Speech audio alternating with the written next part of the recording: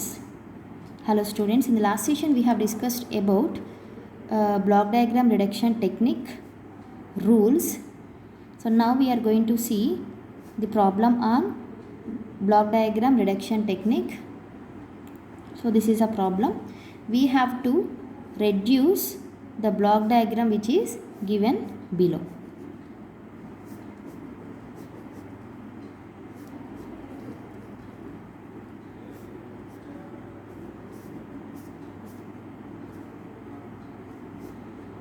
So this is a block diagram and we have to use block diagram reduction techniques to get the transfer function. Very important. So this is the simplest problem. Use block diagram reduction techniques and calculate the transfer function.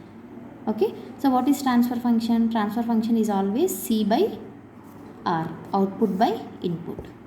Okay, so we'll get output by input if we are having the format like this. This is R, this is C. Then C by R is equal to this G. Okay, so we have to now reduce the number of summing points, branch points and number of blocks into one block by using block diagram reduction technique. So the first technique I am going to use here, I am shifting this summing point here. Okay, I am shifting this, not summing point, this is a branch point. I am shifting this branch point here. If I shift this one to here, then I will get one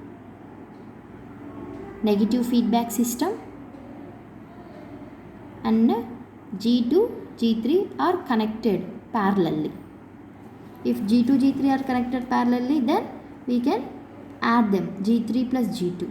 And if we are having negative feedback, what is a transfer function for the negative feedback? How to reduce this negative feedback? G1 by 1 plus G into G1 into H.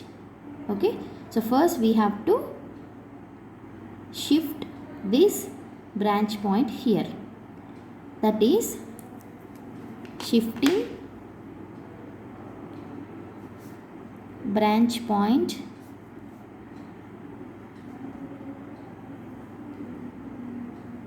ahead of block G1. Okay, so now what are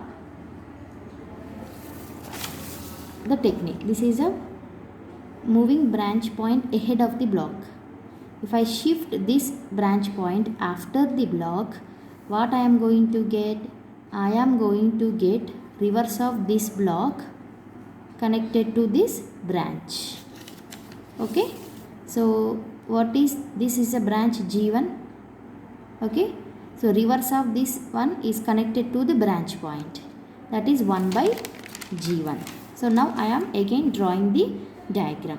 So this is the summing point plus minus R, next G1, G2, summing point, output C. And there won't be any changes here. I am shifting the branch point from here to here. Okay, like this I am shifting such that to this branch point reverse of this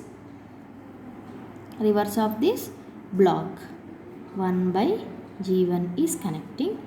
Next what I am having extra? G3, and it is connected to this adder.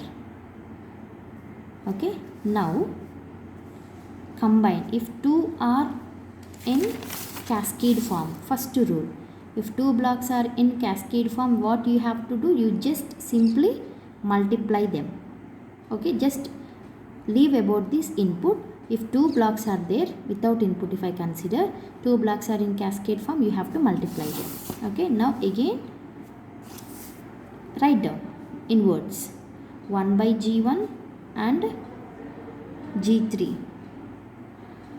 G3, right? Yes, G3 blocks are in are cascaded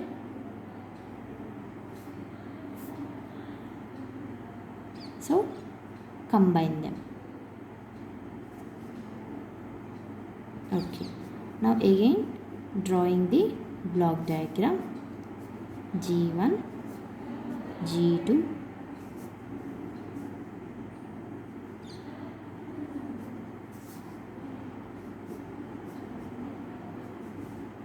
and these are combined such that I'll get G3 by G1. This is addition. Next, here these two blocks G2 and G3 by G1 blocks are